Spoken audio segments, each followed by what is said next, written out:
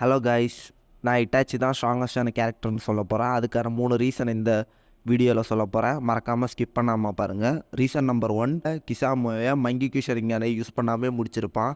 அதே மைட்டி காயும் கிசாமையும் பேட்டில் பண்ணும்போது அந்த இடத்துல மைட்டி காய் 7th பீஸ்ட் மோட் அன்லாக் பண்ணி தான் கிசாமே அடிச்சிருப்பான்.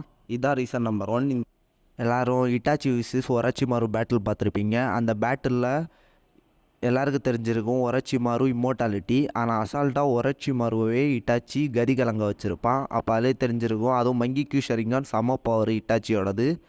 இட்டாச்சி கென்ஜிட்ஸுலே ஒரச்சிமாருவை தூக்கியிருப்பான். ஆனால் ஒரச்சிமாரு ஜிராயாவை அசால்ட்டாக முடிச்சிருப்பான். இதிலே தெரிஞ்சிருக்கும் இட்டாச்சி தான் செம பவர். இதுதான் ரீசன் நம்பர் 3 சொல்ல போகிறேன். அதுக்கப்புறம் எல்லோரும் இட்டாச்சி ரீஅனிமேஷனை பார்த்துருப்பீங்க. அந்த ரீஅனிமேஷனில் வந்தப்போ பெயின் பக்கத்தில் இருந்திருப்பான். பெயின் கூட தான் அவன் சேர்ந்து வந்துட்டுருப்பான். அப்போ நருட்டோ வந்து 9 டெயில் பீஸ்டோட சக்ராவை அன்லாக் பண்ணி அவன் கண்ட்ரோலில் எடுத்துகிட்டு வந்திருப்பான். அந்த டைமில் பெயினும் நருட்டோ ஃபைட் பண்ணும்போது பெயின் அசால்ட்டாக அவன் பவரை யூஸ் பண்ணி நருட்டோவை பிடிச்சி வச்சுருப்பான்.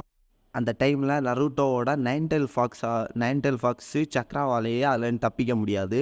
அந்த டைமில் இட்டாச்சி அவன் சூசனோவை யூஸ் பண்ணி தான் நருட்டோவையும் காப்பாற்றியிருப்பான். அதே டைமில் 8 டெயில் பீஸ்டையும் காப்பாற்றியிருப்பான். 2 டெயில் பீஸ்டையும் ஒரே டைமில் காப்பாற்றினது இட்டாச்சி மட்டும்தான்.